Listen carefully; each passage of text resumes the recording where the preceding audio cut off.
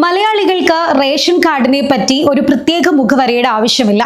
എല്ലാ കുടുംബങ്ങളും ഏറ്റവും അധികം ഉറപ്പാക്കുന്ന രേഖകളിൽ ഒന്നാണിത്.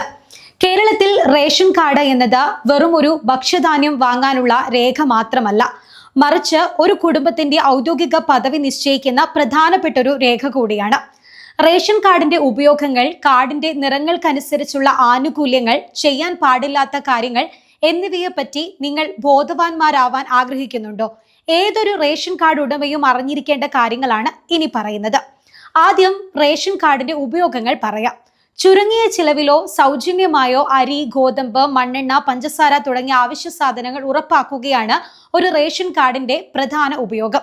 ഇതൊരു സർക്കാർ അംഗീകൃത തിരിച്ചറിയൽ രേഖയാണ്. കുടുംബത്തിന്റെ മേൽവിലാസം, അംഗങ്ങളുടെ വിശദാംശങ്ങൾ എന്നിവ ഇതിൽ നിന്നും ലഭിക്കും. കേരളത്തിൽ വിവിധ സർക്കാർ ധനസഹായങ്ങൾ, പെൻഷനുകൾ, ലൈഫ് മിഷൻ ഭവന പദ്ധതി ആനുകൂല്യങ്ങൾ എന്നിവയ്ക്ക് റേഷൻ കാർഡ് നിർബന്ധമാണ്. കാരുണ്യ പ്ലസ്, ആയുഷ്മാൻ ഭാരത് തുടങ്ങിയ സർക്കാർ ആരോഗ്യ ഇൻഷുറൻസ് പദ്ധതികൾക്കും റേഷൻ കാർഡ് ആവശ്യപ്പെടാറുണ്ട്. ചില സാഹചര്യങ്ങളിൽ കുട്ടികൾക്ക് ഫീസ് ആനുകൂല്യങ്ങൾക്കും സ്കോളർഷിപ്പിനും മറ്റും റേഷൻ കാർഡുകൾ പരിഗണിക്കാറുമുണ്ട്. ഇനി റേഷൻ കാർഡിന്റെ നിറങ്ങൾ എന്താണ് സൂചിപ്പിക്കുന്നത് എന്ന് നോക്കാം. മഞ്ഞ കാർഡ് അഥവാ AAY കാർഡ് ഏറ്റവും സാമ്പത്തികമായി പിന്നോക്കം നിൽക്കുന്ന കുടുംബങ്ങൾക്കുള്ളതാണ്. ഇവർക്ക് പ്രതിമാസം 35 കിലോഗ്രാം വരെ ഭക്ഷ്യധാന്യം സൗജന്യമായി ലഭിക്കും. അടുത്തത് പിങ്ക് കാർഡാണ് അഥവാ PHH കാർഡ്. മുൻഗണനാ വിഭാഗത്തിലെ കുടുംബങ്ങൾക്കുള്ളതാണ് ഈ കാർഡ്. ഓരോ അംഗത്തിനും 4 കിലോ അരിയും 1 കിലോ ഗോതമ്പും സൗജന്യമായി ലഭിക്കും. മൂന്നാമത് നീല കാർഡാണ്, അതായത് NPS കാർഡ്. സാധാരണ മധ്യവർഗ കുടുംബങ്ങളിൽ ഉള്ളവർക്കാണ് ഇത് ലഭിക്കുന്നത്. ഇവർക്ക് സബ്സിഡി നിരക്കിൽ അരി ലഭിക്കും. ഇനിയുള്ളത് വെള്ള കാർഡാണ് അഥവാ NPNS കാർഡ്. സാമ്പത്തികമായി മുന്നിലുള്ള കുടുംബങ്ങൾക്കുള്ളതാണ് ഈ കാർഡ്. സാധാരണ സബ്സിഡി റേഷൻ ഈ വിഭാഗത്തിന് ലഭിക്കില്ല. എന്നാൽ സർക്കാർ പ്രഖ്യാപിക്കുന്ന പ്രത്യേക റേഷൻ വിതരണങ്ങൾക്ക് അർഹതയുണ്ടായേക്കും. റേഷൻ കാർഡ് ഉപയോഗിക്കുമ്പോൾ ശ്രദ്ധിക്കേണ്ട കാര്യങ്ങൾ കൂടി പറയാം. അർഹതയില്ലാത്ത ആനുകൂല്യങ്ങൾ കൈപ്പറ്റാൻ പലരും റേഷൻ കാർഡുകളിൽ കൃത്രിമം കാണിക്കാറുണ്ട്. സാമ്പത്തിക ശേഷി ഉണ്ടായിട്ടും വ്യാജ വിവരങ്ങൾ നൽകി പിങ്ക്, മഞ്ഞ, നീല കാർഡുകൾ കൈവശം വെക്കുന്നത് ശിക്ഷാർഹമാണ്. പിടിക്കപ്പെട്ടാൽ വലിയ തുക പിഴ ഈടാക്കും.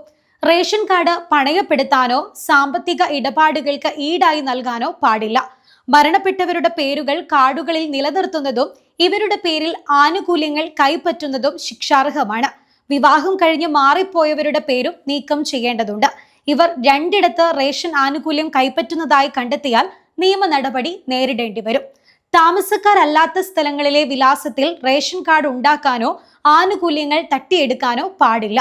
അതുപോലെ റേഷൻ വാങ്ങുമ്പോൾ ബയോമെട്രിക്സ് പതിപ്പിച്ച് കൃത്യമായ അളവിൽ ആനുകൂല്യം കൈപ്പറ്റിയെന്ന് ഉറപ്പുവരുത്തുക. നിലവിൽ നിങ്ങൾക്ക് അർഹമായ ആനുകൂല്യങ്ങളുടെ വിവരങ്ങൾ മൊബൈലിൽ മാസം തോറും ലഭിക്കും. ഇതിന് കാർഡിൽ മൊബൈൽ നമ്പർ ഉറപ്പാക്കുക. കുടുംബത്തിൽ പുതിയ ജനനങ്ങളോ മരണങ്ങളോ വിവാഹങ്ങളോ ഉണ്ടായാൽ വിവരം സിവിൽ സപ്ലൈസ് പോർട്ടൽ വഴിയോ അക്ഷയ കേന്ദ്രങ്ങൾ വഴിയോ റേഷൻ കാർഡിൽ ഉൾപ്പെടുത്തിയിരിക്കണം.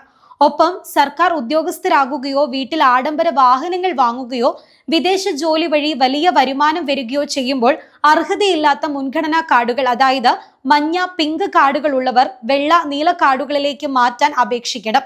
സർക്കാർ നിർദ്ദേശിക്കുന്ന സമയങ്ങളിൽ റേഷൻ കാർഡ് അംഗങ്ങളുടെ മസ്റ്ററിംഗ് കൃത്യമായി പൂർത്തിയാക്കുകയും വേണം.